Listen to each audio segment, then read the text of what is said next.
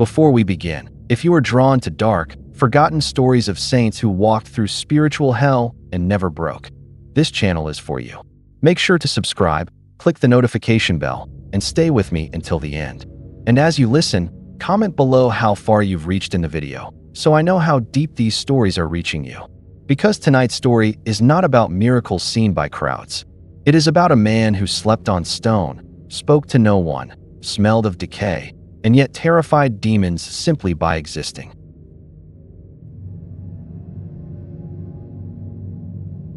This is the story of Saint Benedict Joseph Labre, the saint the world mistook for madness, the beggar the demons never stopped following, and the homeless mystic who never lost his peace. He was born in 1748 in a small village in France, the eldest of 15 children. From the outside, nothing about his birth suggested sanctity. No visions, no prophecies, no omens in the sky, just cold stone walls, the smell of bread, and the weight of poverty pressing quietly on a growing family. But something in Benedict Joseph Labre was already withdrawn. Even as a child, he would disappear. Not to play, not to cause trouble, but to be alone.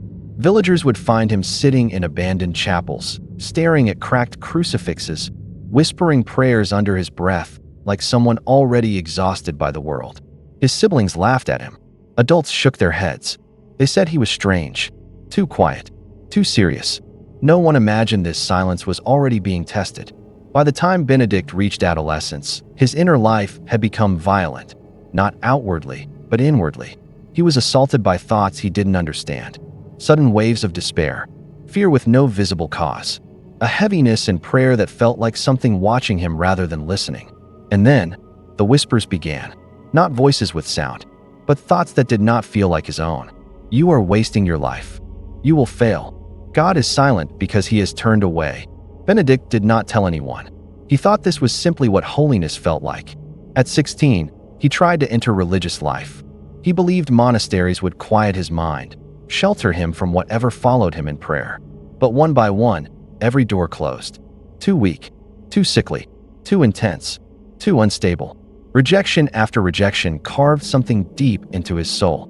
Not bitterness, but humiliation. Each refusal felt like confirmation of the whispers. You do not belong anywhere. And that was when Benedict made the decision that would define his entire existence. If no house would accept him, he would live without one. He left home with almost nothing. A Bible, a rosary, a coat that would soon rot on his back. He became a pilgrim without destination, wandering from shrine to shrine, sleeping in doorways, ruins, and fields. Hunger became his constant companion, cold his nightly torment. And yet, something else followed him too.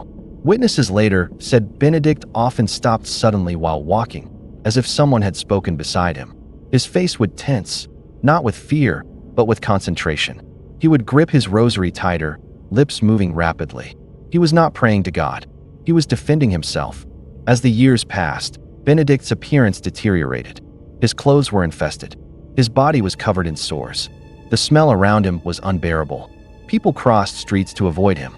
Children threw stones. Shopkeepers chased him away. But the spiritual assaults intensified. He later confided to priests, those rare ones who listened, that demons mocked him relentlessly. They did not tempt him with pleasure. They attacked something deeper. They attacked his identity. They told him he was insane, that his prayer was meaningless, that God enjoyed watching him suffer. They told him he was already lost. And yet, Benedict never raised his voice, never argued, never reacted. Those who walked beside him noticed something unsettling. He was calm, always, not numb, not dissociated, but deeply, impossibly calm, as if the chaos screaming around him could not penetrate whatever silence lived at his center. One priest recorded that Benedict once said, "They shout, but I remain still. They threaten, but I answer with peace." This was not poetic language. It was a survival strategy. Demons did not leave him. They followed him city to city, church to church, doorway to doorway. Sometimes they appeared as crushing despair, so heavy he could barely stand. Sometimes as blasphemous thoughts erupting violently during prayer. Sometimes as vivid images, beasts, shadows, mockery, especially at night when he lay half-frozen on stone floors. But every time, Benedict did the same thing. He lowered his head. He accepted the suffering. and he refused to react. That refusal enraged them. People assumed he was insane. Doctors labeled him deranged. Even some clergy dismissed him as delusional. But demons do not harass the empty. They harass the dangerous. And Benedict Joseph Labre, unknowingly, had become a living threat. Because he had learned something rare. Suffering does not destroy the soul. Resistance does. And Benedict no longer resisted. By the time he reached Rome, he was barely recognizable as human. His body was failing. His health ruined. But something about him unsettled those who looked closely. Behind his filth, behind his silence, there was light. A serenity so deep it frightened people more than madness ever could. And the demons knew it. They would not stop now.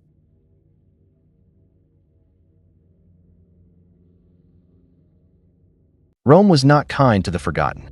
When Benedict Joseph Labre arrived, the city was overflowing with pilgrims, beggars, priests, nobles, thieves, and saints in disguise. Stone streets echoed with prayer and sin alike. Churches stood like fortresses of light, while alleyways swallowed the broken whole. And Benedict belonged nowhere. He slept near ruins, beside ancient walls that had watched empires collapse. His body was skeletal now. His clothes were little more than rotting fabric clinging to him. Insects lived in his hair. His skin was marked by sores that never healed. People did not see a holy man. They saw decay.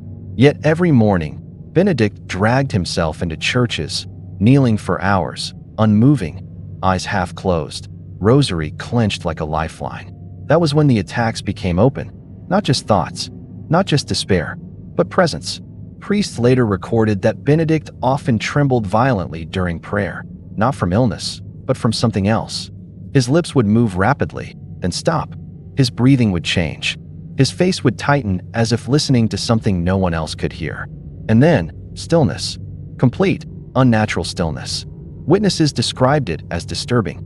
His body looked weak, but his composure felt immovable, as if something invisible struck him again and failed every time. One priest wrote, "It was as though he stood unmoved in a storm only he could see." Benedict later admitted the truth in fragments. Rome was filled with noise, but the loudest voices came from inside him. They mocked the church. They mocked the saints. They mocked him. They told him Rome was built on blood and lies. That prayer was hypocrisy. That holiness was a performance for men who feared silence. And worst of all, they whispered something far more corrosive. "You are alone, and you always will be." Benedict's peace was not ignorance. It was war-worn. Every night, as he lay on cold stone or dirt, the assaults intensified. Images burned into his mind, grotesque distortions of sacred things. Faces twisted into mockery, a crushing sense that something hovered just outside his sight, waiting for him to break. But he never screamed, never lashed out, never begged for it to stop. He responded with acceptance. And this confused them. Demons thrive on reaction, on fear, on resistance. Benedict offered none. When blasphemous thoughts came, he did not fight them, he let them pass. When despair flooded him, he did not argue, he endured. When the presence pressed close, heavy and suffocating, he lowered his head and whispered prayers without emotion. Not passion, not anger, just peace. That peace became unbearable to them. There were moments, rare but terrifying, when the assaults turned physical.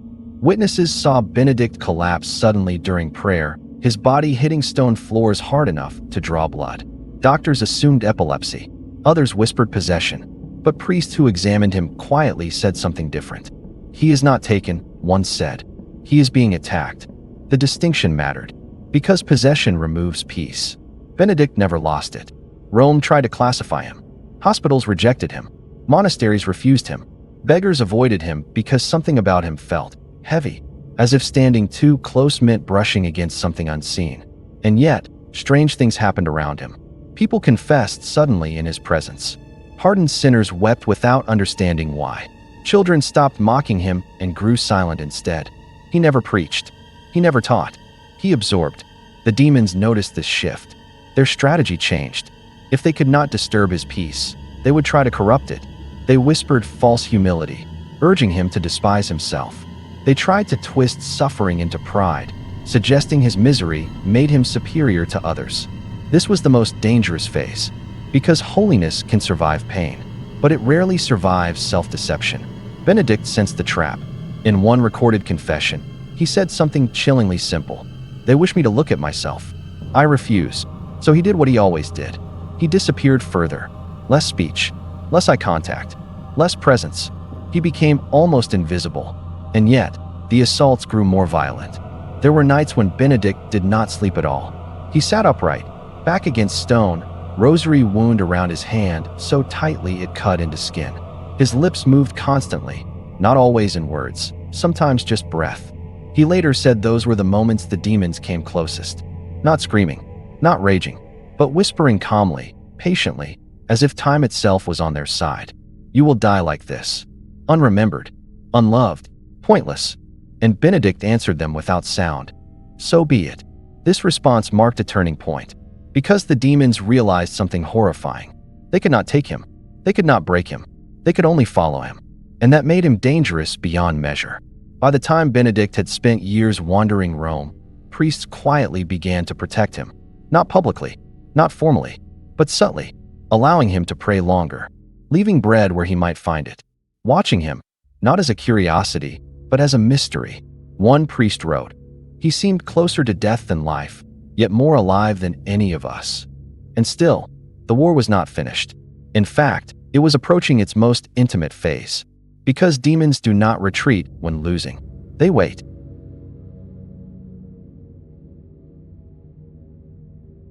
By the final years of Saint Benedict Joseph Labre's life, his body had become a ruin.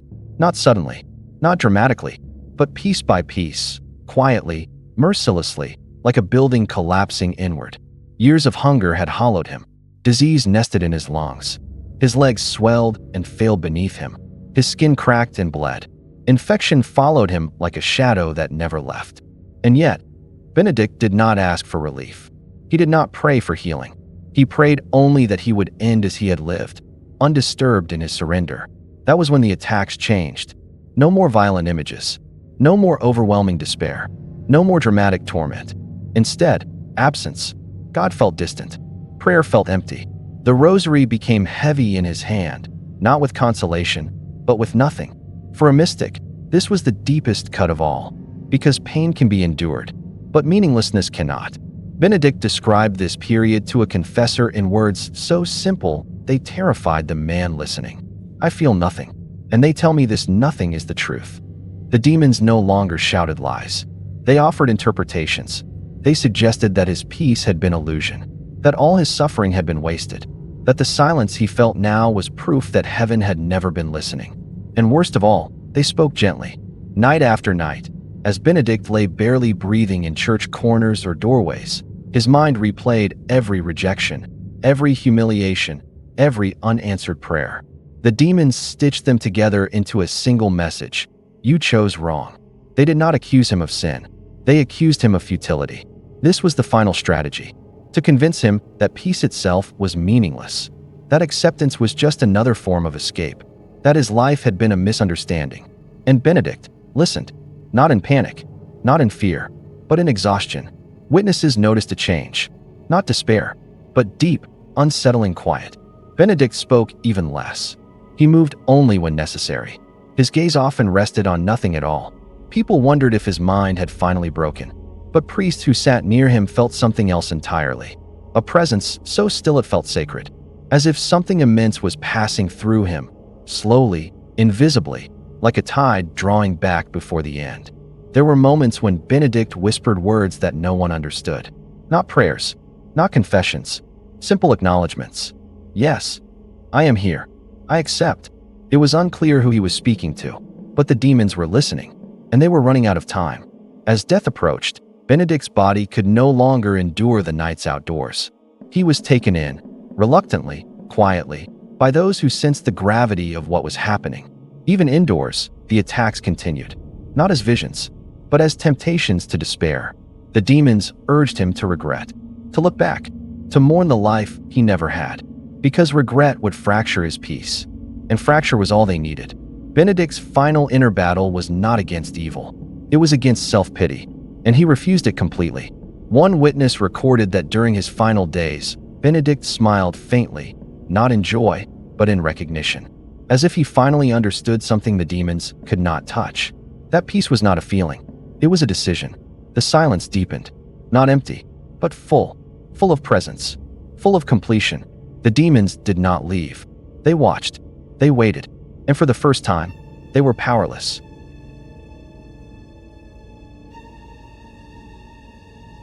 Saint Benedict Joseph Labre died the way he lived.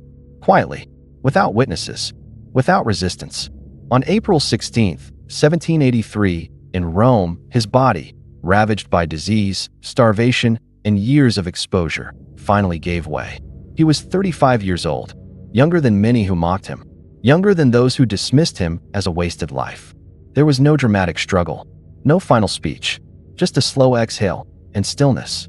But something happened in that stillness, something that made even hardened priests uneasy. The room did not feel empty. Those present later struggled to describe it. Some said the air felt heavy. Others said it felt clear, like a storm had passed and left everything unnaturally clean. One priest whispered later, "It was as if a long battle ended, and the silence remained to testify." The demons were gone. Not retreated, not subdued. Gone. Within hours, word spread, not because Benedict was famous, but because something about his death disturbed people. They came to see the body of the beggar they had avoided for years. And they did not find decay. They found peace. His face, once twisted by hunger and exhaustion, was calm, almost youthful. The lines of suffering seemed resolved, as if his body had finally caught up to something his soul had known all along. Crowds gathered, not out of reverence at first, out of confusion. The same man who had been chased from doorways now lay surrounded by silence. People who had insulted him stood frozen. Beggars who had feared him wept. Priests who once questioned his sanity felt something close to shame. And then the strangest thing happened. People began to pray, not because they were told to, but because it felt necessary.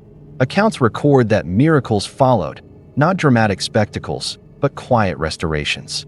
A troubled mind stilled, a hardened heart softened, a sinner confessing after years of avoidance. Benedict Joseph Labre did more in death than he ever did in life. And that is what terrified hell. Because demons understand something most humans forget. They know that noise does not threaten them. Peace does. Benedict never argued with them, never challenged them, never tried to overpower them. He simply refused to let them define him. He walked through their harassment without giving them the satisfaction of reaction. And in the end, they had nothing to claim. Church authorities later examined his life carefully. No grand theology, no writings, no public miracles, just endurance, just peace under pressure. And that was enough.